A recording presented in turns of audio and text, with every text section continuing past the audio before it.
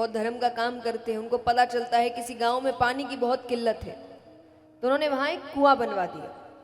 अच्छा किया, सब गांव वालों को बहुत आसानी हो गई। अब कुछ दिन बाद उसी कुएं के पास कुछ बच्चे खेल रहे हैं, उसमें से एक बच्ची का पैर फिसलता है, वो कुएं में गिर जाती है,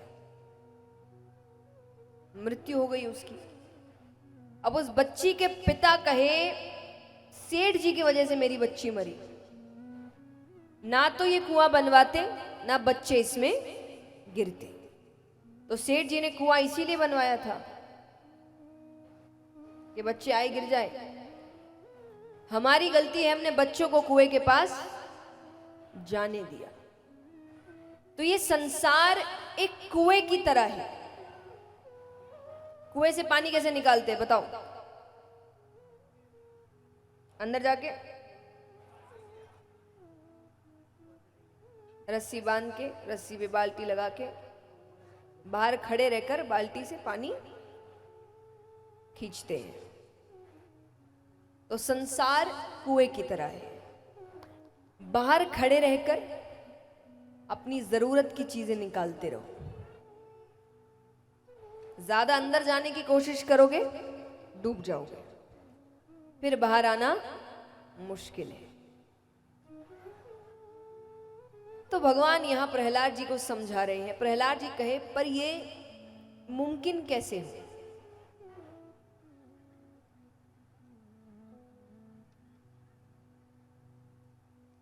एक निवेदन है, सभी शांति बना के बैठे, और आज ऐसे भी कृष्ण जन्म है, संख्या ज्यादा होगी, तो अगर आप कथा अच्छे से सुनना चाहते हैं तो आप खुद एक दूसरे को स्थान दीजिए, क्योंकि ये शांति आप ही बना सकते। संख्या तो आएगी, भक्त तो आएंगे, तो अब शांति से कथा चल सके ये आपकी जिम्मेदारी है कि जो भी आए आप कैसे तैसे जगह बना के जल्दी से बैठा ले उनको, वरना बार बार रुकना पड़ेगा। इसलिए निवेदन है थोड़ा आ जाए। अकेले तो घर में बैठते ही हैं, अपने अपने घर में अकेले ही बैठते हैं, बैठते हो ना, आज सबके साथ बैठ जाओ। और क्या पता आज आप मदद का हाथ जिसके सामने आगे बढ़ा रहे हो, कि उसको बैठा रहे हो, उससे इतनी अच्छी दोस्ती हो जाए किस दिन दुख में वही काम आ जाए आपके, है ना?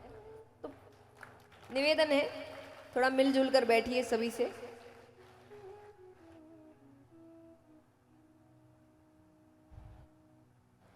तो यहां पर भगवान कहते हैं कि मैंने तुमको इतना कुछ इसीलिए नहीं दिया था कि तुम मुझे भूल जाओ। प्रहलाद जी कहे कि इसको समझे कैसे? कुएं के बाहर रहकर सामान भी निकाले, तो सामान का इस्तेमाल तो कर रहे हैं, फिर बाहर कैसे खड़े रहे? अंदर तो जाने की इच्छा होगी ना। तो वो समझ कैसे आए? भगवान कहते हैं वो समझ सत्संग से आती है। जितनी मर्यादा तुम दुनिया में रखते हो, दुनिया के कार्यों में रखते हो, उतनी मर्यादा तुम सत्संग में क्यों नहीं रखते? लेकिन व्यक्ति जब भगवान को छोड़ देता है ना, तभी भटक जाता है। भगवान को साथ लेकर कार्य करो तो आप सांसारिक काम कितने भी कर लीजिए, गृहस्थ में रहिए, व्यक्ति भटकेगा नहीं, वो धन भी कमाएगा। मैं हमेशा कहती हूं कि मैं कभी कथाओं में ये नहीं कहती कि धन मत कमाओ, कि संसार में मत रहो, ये मोह माया है, सब कुछ छोड़ दो। मैंने नहीं छोड़ा, आपको क्या कहूं? तो मैं ये नहीं कहती। अगर गृहस्थ चुना है तो काम करो, मेहनत करो, धन कमाओ, परिवार को एक अच्छा जीवन दो, पर भगवान को साथ में रखकर, तब व्यक्ति भटकता नहीं है। गृहस्थ चुना है तो ढंग से जिएंगे ना गृहस्थ को, नहीं तो वैराग्य चुनते। बीच में रहने का क्या मतलब है कि ना यहाँ के रहे ना वहां के। तो जो गृहस्थ चुना है तो ठीक से काम करिए, मेहनत करिए, जीवन अच्छे से जिए, अपने बच्चों को अच्छा जीवन दीजिए, अपने परिवार को अच्छा जीवन दीजिए, लेकिन भगवान को साथ में रखकर। अर्जुन ने तो नहीं छोड़ा था सब कुछ, गोपियों ने तो नहीं छोड़ा था सब कुछ, सब तो गृहस्थ में रहने वाले थे, पर भगवान सबको मिले हैं। तो तो भगवान को प्राप्त करने का अर्थ ये नहीं होता कि आपको सब कुछ छोड़ना पड़ेगा। भगवान तो आपको कमल बनना सिखाते हैं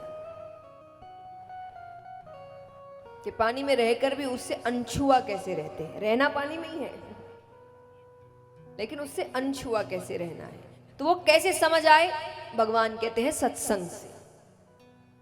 जब तुम सत्संग में मर्यादा रखोगे तो तुम्हें जीवन का सच समझ आएगा। तो भगवान यहां समझा रहे हैं कि दुनिया में तुम इतनी मर्यादा रखते हो, हम रखते हैं कि नहीं? स्कूल समय पर जाते हैं बच्चे, ट्यूशन समय पर हो रहा है, ऑफिस समय पर हो रहा है, काम समय पर हो रहा है, मनोरंजन तक समय पर हो रहा है। हफ्ते में एक दिन छुट्टी का दिन है,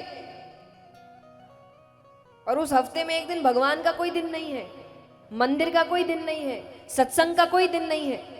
तो भगवान कहते दुनिया में इतनी मर्यादा, सत्संग में कोई मर्यादा नहीं। भगवान को तो समय हम अपने हिसाब से देते हैं। इतनी कथाओं में जाते, कई जब सबको निमंत्रण दिया जाता है भाई कथा के लिए, तो खास करके पुरुष वर्ग जवाब देता है संडे के दिन आएंगे, है ना? अच्छा, संडे के दिन क्यों?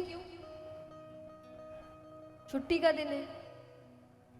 इसी व्यक्ति को जब उसके जीवन में कोई संकट आए ना, तो भगवान आधी रात में भी एक पैर पर खड़ा चाहिए।